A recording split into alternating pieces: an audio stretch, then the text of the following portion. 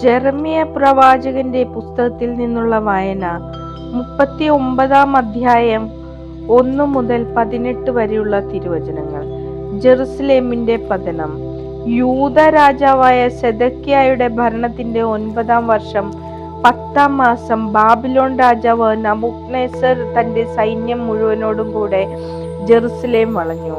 സെദെക്കിയായുടെ 11-ാം വർഷം 4-ാം മാസം 9-ാം ദിവസം കോട്ട ഭേദിക്കപ്പെട്ടു.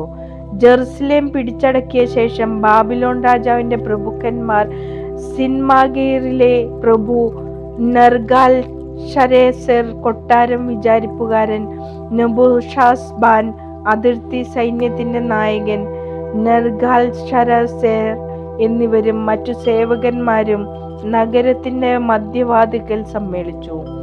അവരെ കണ്ടപ്പോൾ സെദെക്കിയ രാജാവും യോദ്ധാക്കളും രാത്രിയിൽ കൊട്ടാരത്തിന്റെ ഉദ്യാനത്തിലൂടെ 2 മതിലുകൾക്കിടയിലുള്ള വാതിലുകൾ കടന്ന് അരാബയിലേക്കുള്ള വഴിയെ പലായനം ചെയ്തു. എന്നാൽ കൽദായ സൈന്യം അവരെ പിന്തുടർന്ന് ജെറീക്കോ സമതലത്തിൽ വെച്ച് സെദെക്കിയായെ വളഞ്ഞ തടവുകാരാക്കി. ഹമാത്ത് പ്രദേശത്ത് റിബ്ലായിൽ ബാബിലോൺ രാജാവായ നബൂഖദ്നേസറിന്റെ അടുക്കൽ കൊണ്ടുവന്നു. സെദെക്കിയായുടെ മേൽ അവർ വിധി കൽപ്പിച്ചു. ബാബിലോൺ രാജാവ് അവിടെ വെച്ച് സെദെക്കിയ കാണുകെ അവന്റെ പുത്രന്മാരെയും പ്രഭുക്കന്മാരെയും വധിച്ചു. സെദെക്കിയായുടെ കണ്ണുകൾ ചൂഴ്ന്നു കളഞ്ഞ് ബാബിലോണിലേക്ക് കൊണ്ടുപോകാൻ അവനെ ചങ്ങല കൊണ്ട് ബന്ധിച്ചു.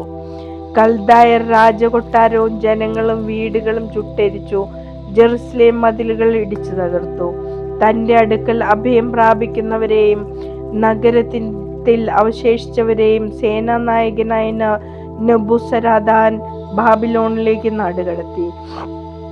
എന്നാൽ സ്വന്തമായി ഒന്നുമില്ലാതിരുന്ന കുറെ ദരിദ്രരെ യൂദാദേശത്ത് തന്നെ അവൻ പാർപ്പിച്ചു. അവർക്ക് മുന്തിരിത്തോട്ടങ്ങളും വയലുകളും നൽകി. ജെറമ്യായുടെ മോചനം. ബാബിലോൺ രാജാവായ നബൂഖദ്നേസർ സേനാനായകനായ നെബൂസരാദാനോട് ജെറമ്യായെ കുറിച്ച് ഇപ്രകാരം കൽപ്പിച്ചു: നീ അവനെ കൊണ്ടുവന്ന് പരിരക്ഷിക്കുക. അവന് യാതൊരു ഉപദ്രവവും നേരിടരുത്. അവൻ ആവശ്യപ്പെടുന്നത് പോലെ നീ അവനോട് വർത്തിച്ചു കൊള്ളണം. അതനുസരിച്ച് ബാബിലോൺ രാജാവിന്റെ അംഗരക്ഷകനായ നെബൂസരാദാൻ, കൊട്ടാരം വിചാരിപ്പുകാരനായ നെബൂഷാസ്ബാൻ, അതിർത്തി സൈന്യത്തിന്റെ നായകൻ നെർഗാൽ-ശരേസർ എന്നിവരും മറ്റു സേവകരും ചേർന്ന് ആളയച്ചു ജെറമ്യായെ കാവൽപുരത്തളത്തിൽ നിന്ന് വരുത്തി അവനെ ഷാഫാന്റെ മകനായ അഹിക്കാമിന്റെ മകൻ ഗദാലിയായെ ഏൽപ്പിച്ചു. അവൻ ജെറമ്യായെ തന്റെ വീട്ടിൽ കൊണ്ടുപോയി. അങ്ങനെ ജെറമ്യ ജനത്തിന്റെ ഇടയിൽ വസിച്ചു. കാവൽപുരയുടെ തളത്തിൽ ബന്ധനസ്ഥനായിരുന്നപ്പോൾ ജെറമ്യായ്ക്ക് കർത്താവിന്റെ അരുളപ്പാടുണ്ടായി: നീ പോയി എത്യോപ്യക്കാരൻ എബെദ്-മെലെക്കിനോട് പറയുക, ഇസ്രായേലിന്റെ ദൈവമായ സൈന്യങ്ങളുടെ കർത്താവ് അരുളി ചെയ്യുന്നു, ഞാൻ പറഞ്ഞിരുന്നതുപോലെ നന്മയല്ല തിന്മ ഈ നഗരത്തിന്റെ മേൽ ഞാൻ വരുത്താൻ പോകുന്നു. നിന്റെ കണ്ണുകൾ അത് കാണും. അന്ന് നിന്നെ ഞാൻ രക്ഷിക്കുമെന്ന് കർത്താവ് അരുളി ചെയ്യുന്നു. നീ ഭയപ്പെടുന്നവരുടെ കയ്യിൽ നിന്നെ ഞാൻ ഏൽപ്പിച്ചു കൊടുക്കുകയില്ല. ഞാൻ നിന്നെ നിശ്ചയമായും രക്ഷിക്കും. നീ വാളിനിരയാവുകയില്ല. യുദ്ധസമ്മാനമായി നിന്റെ ജീവൻ സംരക്ഷിക്കപ്പെടും.